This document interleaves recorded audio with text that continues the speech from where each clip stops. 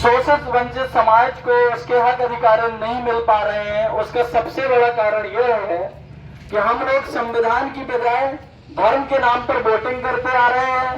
संविधान की बजाय जो है धर्म को ही अपना सब कुछ मानते आ रहे हैं।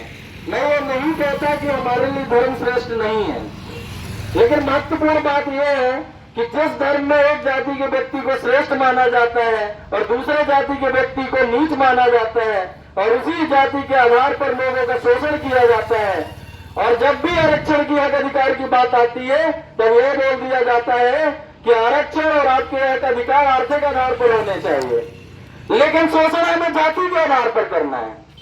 साथियों, आजादी के पहले जब भारत देश के अंदर संविधान नहीं था तब एसटी, एससी, ओबीसी माइनॉरिटी के लोगों को शिक्षा का अधिकार नहीं था। आपने सुना होगा भागवत गीता में कि कर्ण को शिक्षा से वंचित इसलिए किया गया क्योंकि उन्हें यह बोला गया कि आप शूद्र जाति के हैं तो आपको शिक्षा का अधिकार नहीं है। एकलव्य का अंगूठा मांग लिया गया, यह बोल करके मांगा गया कि आप शूद्र जाति के हैं इसलिए आपको शिक्षा का अधिकार नहीं है। तो कहने का मतलब यह है कि जब देश के अंदर जातिगत शोषण होता आया है, जातिगत भेदभाव होता आया है, तो फिर आरक्षण आर्थिक आधार पर क्यों? यह महत्वपूर्ण विषय है। तो साथियों, सबसे महत्वपूर्ण बात यह है कि जब तक हम अपने हक अधिकारों को नहीं समझेंगे, नहीं जानेंगे, शिक्षा की ओर अग्रसर नहीं होंगे, संविधान को तवज्जो नहीं देंगे, तब तक हमारा उत्थान होने वाला नहीं है।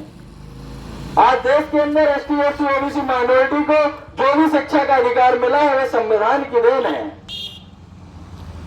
साथियों, एक समय था जब न महिलाओं को शिक्षा का अधिकार हुआ करता था, न शूद्रों को शिक्षा का अधिकार हुआ करता था। हम सुनते थे, आए दिन सुनते थे कि लोग, अरे उसकी बिटिया को जला करके मार दिया ससुराल वालों ने, उसकी बिटिया को फांसी लगा दिया ससुराल वालों ने, अरे वो ससुराल वालों ने जो है दहेज की मांग कर रहे थे इसलिए उसके साथ प्रताड़ना कर रहे थे। साथियों, जब इस देश में संविधान आया, धीरे धीरे व्यवस्थाएं सुदृढ़ हुई, तो संविधान के माध्यम से महिलाओं को और शूद्रों को शिक्षा का अधिकार मिला, और जब शिक्षा का अधिकार मिला तो महिलाओं ने भी अपनी भागीदारी समझी और अपने हक अधिकार के लिए लड़ने लगे। तब यह बोल करके उन्हें शोषित किया जाता था कि अरे महिलाओं को यदि आप पढ़ा लिखा देंगे तो ये हमारे सर पर करके नाचेंगे। परंतु यह दोहरा दोहार क्यों? जिस माँ से हम, जिस महिला से हम पैदा होते हैं उसका बहुत सम्मान करते हैं, जिस बेटी को हम पैदा करते हैं उसका हम बहुत सम्मान करते हैं, जिस बहन की हम शादी करते हैं हम ये चाहते हैं कि उसका ससुराल बहुत अच्छा मिले, उसको बराबर का सम्मान मिले, लेकिन जब कभी सम्मान की बात आती है तो हम उसी बहू का सम्मान करना बंद कर देते हैं। ऐसा क्यों? यह देश पुरुष प्रधान देश है, लेकिन इसका मतलब यह नहीं है कि महिलाएं पैरों की जूती हैं। संविधान में महिलाओं को समानता का अधिकार मिला है, शूद्रों को भी संविधान में समानता का अधिकार मिला है, लेकिन कुछ उच्च जाति के लोग इस बात को नहीं बचा पा रहे हैं कि हजारों सालों तक जिनका जाति के नाम पर शोषण करते आए, दलित शोषित समाज को हमेशा जाति के नाम पर नीचता दिखाते आए हैं, उन्हें यह बात नहीं बच पा रही है कि जो लोग हमारे कल तक गुलाम हुआ करते थे आज अपने हक अधिकार की बात कर रहे हैं। तो साथियों, हमें इस बात को समझने की जरूरत है कि जातिगत कोई श्रेष्ठ नहीं होता।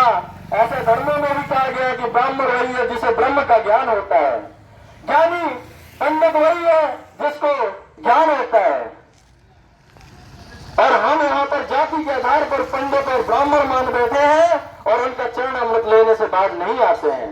लेकिन हमारे समाज का कोई व्यक्ति यदि शिक्षित है, संस्कारी है, उसे वह सम्मान नहीं मिलता जो उच्च जाति के व्यक्ति को अनपढ़ गंवार होने के बावजूद भी सम्मान मिलता है। यदि कोई व्यक्ति उच्च जाति का व्यक्ति 5वीं पास है तो उसे वह बराबर का सम्मान दिया जाता है, लेकिन कोई निचली जाति का व्यक्ति, एसटी, एससी, ओबीसी माइनॉरिटी का व्यक्ति यदि शिक्षित और समझदार भी है, एमए ग्रेजुएट भी है, तो उसे वह सम्मान नहीं मिलता। ऐसा क्यों?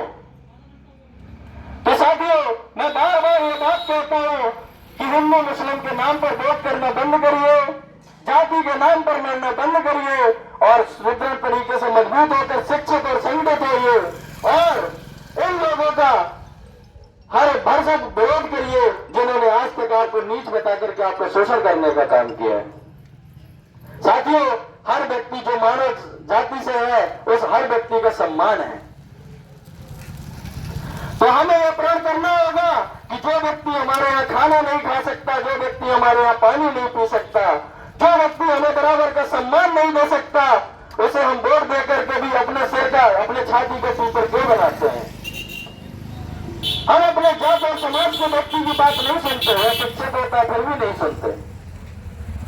हम उस व्यक्ति की बात सुनते हैं जो हमको हमेशा से नीच बोला, जिसने हमें नीचता के नाम पर हमारे साथ जातिगत भेदभाव किया, हम उसे अपना सब कुछ मान बैठते हैं।